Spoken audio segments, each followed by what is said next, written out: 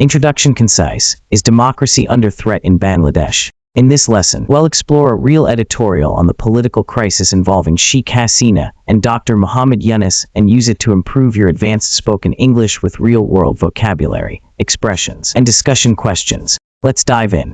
Bangladesh stands at a key crossroads.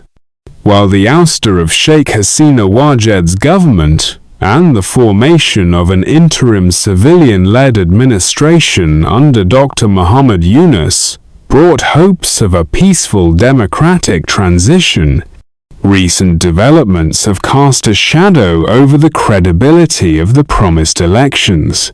The decision to suspend the Awami League's registration and bar it from participating in the polls is concerning.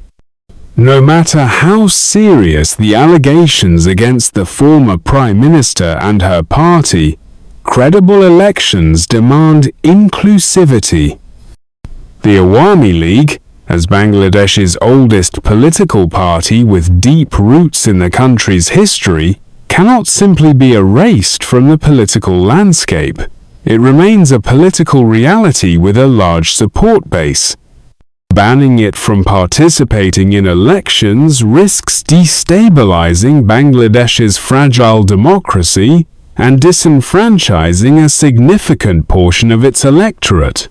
India may have its own vested interests in opposing the ban, but the fact remains that excluding a major political force will only fuel claims of bias and deepen political divisions at a time when unity is most needed.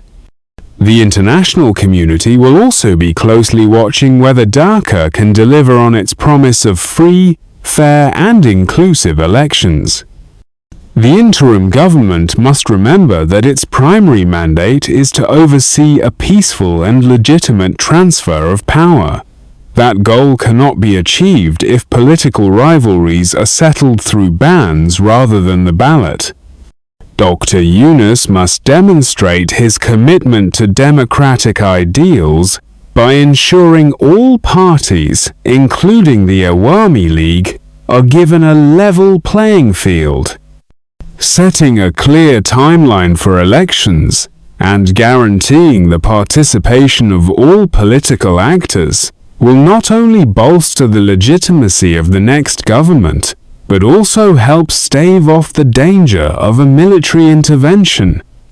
Bangladesh's future must be decided at the ballot box, not in courtrooms or through political decrees.